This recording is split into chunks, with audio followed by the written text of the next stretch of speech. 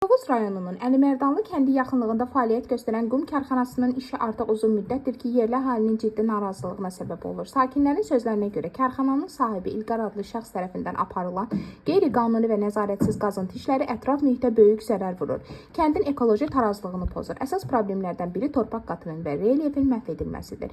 Qum çıxarılması zamanı torpaq səthi dərin şəkildə qazılır, nəticədə kəndin ətrafında iri çalılar və bataqlıqlaşmış boş sahələr yaranır. Bu həm kənd təsərrüfatı sahələrinin dağılmasına, həm də təbii landşafın korlanmasına gətirib çıxarır. Torpaq eroziyası sürətləndiyi üçün illərdir becərilən sahələr istifadəyə yararsız hala düşür.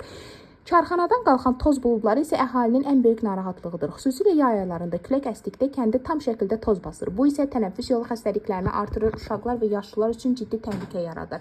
Hər gün ağır texnikanın yaratdığı güclü səs-küy sakinlərin rahatlığını pozur, kəndin sakit həyatını tamamilə alt-üst edir. Ətraf mühitə vurulan zərər yalnız torpaqla məhdudlaşmır. Karxanada aparılan qazıntı yeraltı suların axarını dəyişir, içməli su mənbələrinin keyfiyyətinə mənfi təsir göstərir. Tovuz rayonunda təbiətin qorunması, kənd təsərrüfatının inkişafı və insanların sağlamlığı hər şeydən üstün tutulmalıdır. Bu səbəbdən aidiyyatı qurumlar İlqar adlı şəxsin idarə etdiyi karxananın fəaliyyətini dərhal araşdırmalı, lazımi tədbirlər görməli və ətraf mühitə vurulan zərərin qarşısı alınmalıdır. Əks halda bu qeyri-qanuni qazıntıların nəticələri bölgənin uzun müddətli ekoloji fəlakətinə çevrilə bilər. Məsələ ilə bağlı araşdırmamız davam edir. Qarşı tərəfin mövqeyini dinləməyə hazırıq.